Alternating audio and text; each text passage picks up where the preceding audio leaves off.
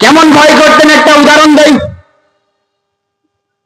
ইমামে আজম আবু হানিফা রহমতুল্লাহ আলাইহি নাম শুনছেন? আমাদের মাযহাবের ইমাম ইমামে আজম আবু হানিফা রহমতুল্লাহ আলাইহি তিনি কুফার মসজিদে ইমামতি করলেন।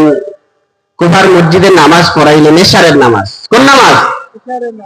এশারের নামাজ পড়াইলেন, সূরা জিলজাল পড়লেন। এই ঘটনাটা উল্লেখ করেছে জামিয়া আশরাফিয়া লাহোরের শাইখুল হাদিস, শাইখুত তাফসীর মুসা রুহানি রহমাতুল্লাহ আলাইহি এই ঘটনাটা তিনি উল্লেখ করছেন। ইমামে আজম আমাদের ইমাম আবু হানিফা রহমাতুল্লাহ আলাইহি 80 হিজরিতে জন্ম, 150 হিজরিতে যার মৃত্যু। ইমামে আজম আবু হানিফা রহমাতুল্লাহ আলাইহি কুফার মসজিদে, ইরাকের কুফার মসজিদে নামাজ পড়লেন, এশারের নামাজ, সূরা জিলজাল পড়লেন। নামাজ শেষ হলো, মুসল্লিরা বের হয়ে গেল, মুয়াজ্জিন অপেক্ষায় আছে। হুজুর নামাজ শেষ করলে তিনি দরজা লাগাই দিবেন। আর তখন তো জাইতুনের তেল দিয়ে কুফি জ্বালানো হতো। কি কুফি? কুফি ল্যাম্প, ল্যাম্প। তো ইমামে আবু হানিফা রহমাতুল্লাহ আলাইহি তিনি 2 রাকাত নামাজের নিয়ত করলেন। 2 রাকাত শেষ হয়েছে, আবার 2 রাকাতের নিয়ত করলেন। এইভাবে মুয়াজ্জিন অপেক্ষা করতেছে, হুজুর নামাজ শেষ করলে বের হবেন। 4 রাকাত পড়ার পরে তিনি চিন্তা করলেন, তিনি যখন বের হবে আমি চলে যাই বাসায়। মুয়াজ্জিন সাহেব বের হয়ে গেলেন, আর চিন্তা করলেন কুফির ভিতরে যতটুকু তৈল আছে এতে আর হয়তো 20 থেকে 30 মিনিট জ্বলবে, এরপরে কুফি বন্ধ হয়ে যাবে। তো মুয়াজ্জিন সাহেব চলে গেলেন। ইমামে আজম আবু হানিফা রহমাতুল্লাহ আলাইহি তিনি নামাজ পড়তেছেন। যখন 5:30, যখন 4:30 বেজেছে, মুয়াজ্জিন সাহেব বাসা থেকে আযান দেওয়ার জন্য মসজিদের মধ্যে ঢুকলেন। কোথায়? মসজিদের মধ্যে ঢুকলেন। দেখে মসজিদের কাছে যায়, দেখে গেট অন করা, গেট লাগানো হয় নাই, ওই কুফি জ্বলতে আছে। আর ইমাম সাহেব সে আল্লাহর দরবারে 2টা হাত উঠায়া এই কথা বলে বলে আল্লাহর কাছে কাঁদতেছে, ইয়া মাইয়াজি বিমিসকাল খাইরিন খাইরাহু, ইয়া মাইয়াজি বিমিসকাল শাররিন শাররাহু। এই কথা বলে বলে কাঁদতেছে।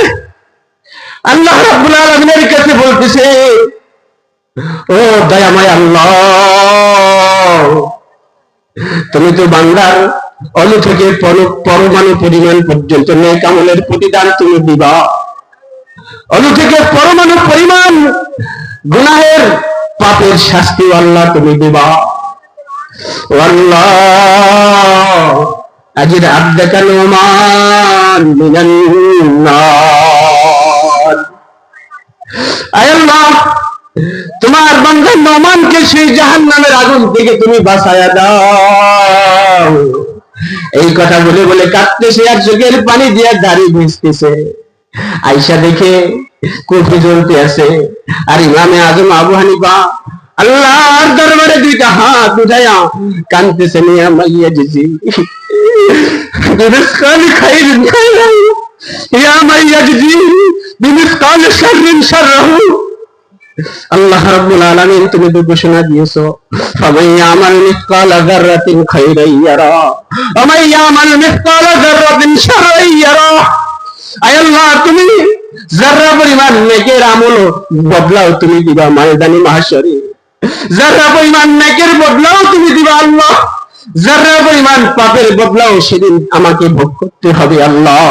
আল্লাহুম্মা আজির আবদাকা নুমান মিনান নার। আয় আল্লাহ তুমি তোমার গোলাম, আমি হতে পারি ইমাম আবু হানিফা, কিন্তু আল্লাহ তুমি যদি আমাকে ধরে বসো তোমার হায় আল্লাহ রহমত ছাড়া, ভিক্ষা ছাড়া ওই দিন আমি নোমানের মুক্তি পাওয়ার কোন রাস্তা নাই। চিৎকার দিয়ে বলি সুবহানাল্লাহ। এই কথা বলে বলে কাঁদতেছেন। এবার ইমাম সাহেব দোয়া শেষ করলেন, পাশে যেয়ে মুয়াজ্জিন দাঁড়াইলেন। দাঁড়ায় বলতেছে, এই মুয়াজ্জিন কিসের জন্য এসেছো? কয় হুজুর আপনি জানেন না ফজর হয়ে গেছে। চিৎকার দিয়ে বলি সুবহানাল্লাহ। হুজুর আপনি কি জানেন না ফজর হয়ে গেছে? তাই ফজর হয়ে গেছে, কে আমি আযান দিতে এসেছি। কয় হুজুর দেখে গেছি 20 থেকে 30 মিনিট পর্যন্ত জ্বলতে পারে, আর এখনো দেখি কফি জ্বলতেছে। ইমাম আবু হানিফা রাহমাতুল্লাহ আলাইহি মুয়াজ্জিনের হাতটা ধরছেন, ধরে বলছে, ও মুয়াজ্জিন, যতদিন আমি বাইসা থাকি এই কথা তুমি আর কারো কাছে বলবে না।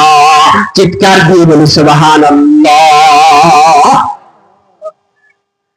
20 থেকে 30 মিনিটের তৈল দিয়ে সারা রাত্র জ্বলছে, কার কারামত?